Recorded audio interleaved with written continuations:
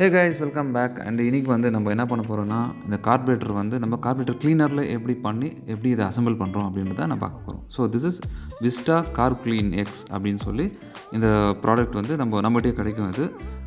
இது வந்து எப்படின்னா, இந்த கேப்ஸு ஹோல்ஸ் எங்கெங்கே இருக்கோ எல்லாம் ஸ்ப்ரே பண்ணி ஃபுல்லாக க்ளீன் பண்ணி, ஆக்சுவலாக இது வந்து ஃபுல் பார்ட்டாக ஓப்பன் பண்ணிவிட்டு இந்த ஜெட் இருக்குது பாருங்கள், அதில் கூட அந்த ஸ்ட்ரா வச்சு ப்ரெஷராக அடிச்சோன்னா உங்களுக்கு அந்த பக்கம் எல்லாம் இந்த டீசல் இன்ஜெக்டரில் எப்படி வருது அந்த மாதிரி ஸ்ப்ரே அடிக்கும். ஸோ அந்த மாதிரி இப்போ எல்லாம் டோட்டலாக க்ளீன் பண்ணி இதுக்கு முடிஞ்ச அளவுக்கு பண்ணியிருக்கேன். ஸோ எப்படி இருக்குது என்ன ஏதுன்றதை வந்து நம்ம பர்ஃபார்மன்ஸில் தான் நம்ம பார்க்க முடியும். ஸோ இப்போ வந்து நம்ம இந்த லோ ஸ்பீட் ஜெட் ஆர் இந்த பைலட் ஜெட், தென் அதுக்கப்புறம் வந்து நம்ம இந்த மெயின் ஜெட்டு அதெல்லாம் ஃபிட் பண்ணலாம். ஸோ இதெல்லாம் டோட்டலாக க்ளீன் பண்ணியாச்சு. அதில் இருக்க அந்த மைல்டு அந்த கேப் அதை பாருங்கள், அந்த ஹோல்ஸ் இருக்கு இல்லையா, ஸோ அதெல்லாம் வந்து க்ளீனாக அழகாக க்ளீன் பண்ணியிருக்கோம். முடிஞ்ச அளவுக்கு பண்ணியிருக்கோம். பார்க்கலாம், ஏன்னா it's almost 17 year old carburettor இல்லையா. ஸோ அது எப்படி என்ன ஏதுன்றது வந்து உங்களுக்கு பர்ஃபார்மன்ஸ் வண்டி ஓட்டும் போது தான் தெரியும். ஸோ இதுக்கு வந்து மேலே ஃபிட் பண்ணிச்சு. இது வந்து கீழே டச் ஆகக்கூடாதுன்னு சொல்லி அந்த ஸ்ப்ரே கேன் கேப்பு அது ரெண்டு வச்சு அது மேலே சப்போர்ட்டாக வச்சுட்டு அது மேலே வந்து இப்போ நம்ம அந்த டயஃப்ரம் ஸ்லைடு இருக்குது இல்லையா, ஸோ அது வந்து நம்ம அந்த பிஸ்டன் காம்பனண்ட் அப்படின்னு சொல்லுவோம். ஸோ அதில் வந்து இந்த நீடில் இது எப்படின்றத நான் திருப்பி ஒரு ரிமூவ் பண்ணி காட்டுறேன். ஸோ இந்த நீடில் இல்லை, இது வந்து அந்த ஜெட்டுக்குள்ளே வந்து இந்த நீடில் போய் உக்காரும்.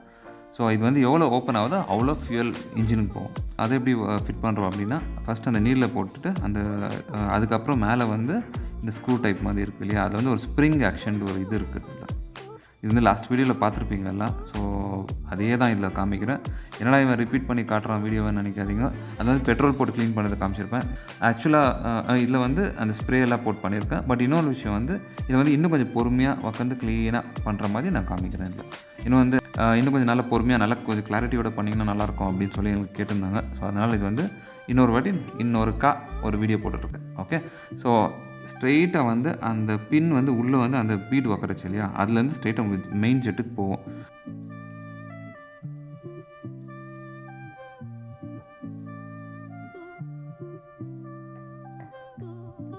ஸோ அந்த மாதிரி உக்காரச்சு அப்புறம் இந்த லாங் ஸ்ப்ரிங் இருக்குது இல்லையா, அது வந்து அப்படி ப்ரெஸ் பண்ணணும் லைட்டாக, அது எப்படி ஸ்டேபிளாக போய் உக்காரணுமோ அது மாதிரி உக்காரும். அதுக்கப்புறம் மேலே வந்து இந்த கேப்பு, அதான் நான் சொன்னேன் தெரியுமா, இந்த ஸ்ப்ரிங் போட்டு உக்காரும் போது பொட்டி பம்பாக போய் அடங்கிட்டு அதே இதுதான் இது. ஸோ இது வந்து க்ளீனாக அந்த ஸ்ப்ரிங்கை உக்காரச்சு, அந்த ஸ்ப்ரிங் கரெக்டாக கம்ப்ரெஸ் ஆகணும் உள்ள. ஏன்னா சம்டைம்ஸ் உங்கள் லெஃப்ட் ரைட்டுக்கெல்லாம் உங்களுக்கு அந்த ஸ்லிப் ஆகும். ஸோ அதுதான் கொஞ்சம் சேலஞ்சிங் இது. அப்புறம் கேப்பை உட்கார வச்சு ஸ்க்ரூ போட்டு நல்லா டைட் பண்ணிடணும். ஸோ மேக் ஷுர் இது நல்லா டைட்டாக இருக்குன்னு. அதுக்கப்புறம் அந்த ஸ்லைட் நல்லா மூவ்மெண்ட் ஆகுதான்னு பார்த்துக்கணும். இப்போது வந்து என்ன பண்ணுறோன்னா, அந்த பெட்ரோல் அந்த பவுல் இந்த ஃபியூல் ஃப்ளோட் ஜெட் இருக்குது, ஸோ அதை உட்கார வச்சு இந்த ஃப்ளோட்டை உட்கார வச்சு அந்த பின்னை உட்கார வைக்கிறோம்.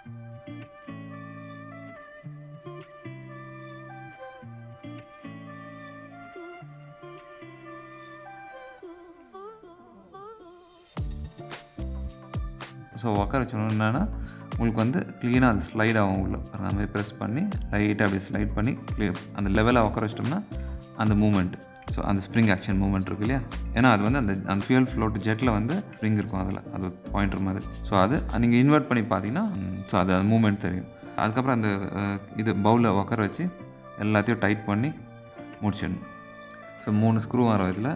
அண்ட் இன்னொரு விஷயம் வந்து இந்த ஸ்க்ரூவுக்கும் மேலே இருக்கிற அந்த ஸ்லைடு ஸ்க்ரூ இருக்குல்ல, அதில் கன்ஃபியூஸ் ஆகும். ஏன்னா அது வந்து கொஞ்சம் சின்னதாக இருக்கும், இது வந்து கொஞ்சம் லாங்காக இருக்கும். ஸோ லாங் ஸ்க்ரூ கீழே வரும், இந்த ஸ்க்ரூ வந்து மேலே வரும். இதுதான் வந்து அந்த ஏர் ஃபியூயல் மிக்சர் ஸ்க்ரூ. இந்த ஸ்க்ரூ வந்து க்ளீனாக அழகாக க்ளீன் பண்ணிவிட்டு இது வந்து அந்த ஸ்ப்ரிங் இருக்கும், இந்த ஸ்ப்ரிங் வந்து உட்கார வச்சு அதுக்கு மேலே வந்து இந்த வாஷர், ஒரு மெட்டல் வாஷர் வரும், அந்த வாஷரை உட்கார வைக்கணும் ஃபஸ்ட்டு. அதுக்கப்புறம் வந்து மேலே ரப்பர் வாஷர் உட்கார வைக்கணும். ஸோ இப்போ கரெக்டாக உட்காந்துச்சு. இப்போ வந்து என்ன பண்ணுறோம், நம்ம இப்போ அந்த ஏர் ஸ்க்ரூ அந்த அட்ஜஸ்ட் பண்ணுறோம் இல்லையா, அந்த கேப்பில் உட்கார வைக்கணும். ஆக்சுவலாக அதில் கூட நான் கொஞ்சம் ஹைஸ் ப்ரெஷரில் இந்த க்ளீனர் நான் ஸ்ப்ரே பண்ணப்போ என்ன ஆகுதுன்னா, உங்களுக்கு வந்து அந்த இதில் அந்த டயஃப்ரம் இது இருக்கு இல்லையா, அந்த பட்டர்ஃப்ளை அந்த த்ராட்டில் பாடி, அதில் வந்து ஒரு 3-4 ஹோல்ஸ் இருக்கும். அந்த ஹோல்ஸ் வந்து காமிக்கிற பாருங்கள்.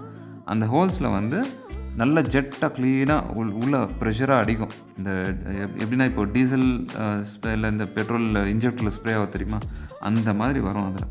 ஸோ அப்போ உள்ளே இருக்கிறதெல்லாம் க்ளீனாக வெளியே வரும். அதுக்கப்புறம் அது க்ளீன் பண்ணோன்னே டோட்டலாக அசம்பிள் பண்ணுறோம். அதுக்கப்புறம் வந்து டோட்டல் பொசிஷன் சென்சர், ஸோ இந்த டிபிஎஸ்ஸை வந்து வாக்கர் வச்சு அந்த ஸ்க்ரூ போட்டு நல்லா டைட் பண்ணிடணும்.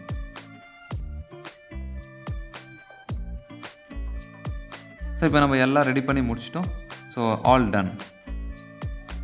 ஸோ நெக்ஸ்ட்டு வந்து இதே மாதிரி என் ஃப்ரெண்டு ஒரு கார்பரேட்டர் கொடுத்தாரு. ஸோ அந்த கார்பரேட்டரை வந்து இதே மாதிரி க்ளீன் பண்ணி அதிலெல்லாம் திருப்பி அசம்பிள் பண்ணுறோம். ஸோ அந்த அசம்பிள் பண்ணுறது வந்து இந்த கார்பரேட்டர். இந்த கார்பரேட்டர் வந்து 160 unicorn, that is old unicorn 160 இருக்குது இல்லையா, இந்த 160 விட்டுட்டு 150 ஸ்டாப் பண்ணாங்க தெரியுமா, இந்த 160 யூனிகார்ன் கார்பரேட்டர் இது. அப்புறம் என்னாச்சு, உங்களுக்கு வந்து நான் அப்போவே எங்கள் ஷோரூமில் கூப்பிட்டாங்க, நான் வந்து பாருங்கள் வண்டி எப்படி இருக்குது, ஃபீட்பேக் கொடுங்க அப்படின்னாங்க. ஸோ வண்டியை பார்த்தேன். பட் எனக்கு வந்து இந்த ஓல்டு 150 யூனிகார்ன் நம்மகிட்ட இருக்குல்ல, நம்ம க்யூட்டான யூனிகார்ன்ஸ், அந்த யூனிகார்ன் தான் எனக்கு பிடிச்சிது. அவங்களுக்கு அப்படியே ஓப்பனாக சொன்னேன், இந்த யூனிகார்னை 150 யூனிகார்னை ஸ்டாப் பண்ணி இந்த 160 விட்ருக்கீங்க, எப்படி மார்க்கெட்டில் போகுதுன்னு தெரியாது, நீங்கள் என்ன கேட்டிங்கன்னா நான் 150 தான் நான் சூஸ் பண்ணுவேன் அப்படின்னு. ஸோ இந்த 2 கார்பரேட்டருக்கு வந்து அந்தளவுக்கு ஒன்றும் டிஃப்ரென்ஸ் இல்லை, பட் ஸ்லைட் டிஃப்ரென்ஸ் இருக்குது.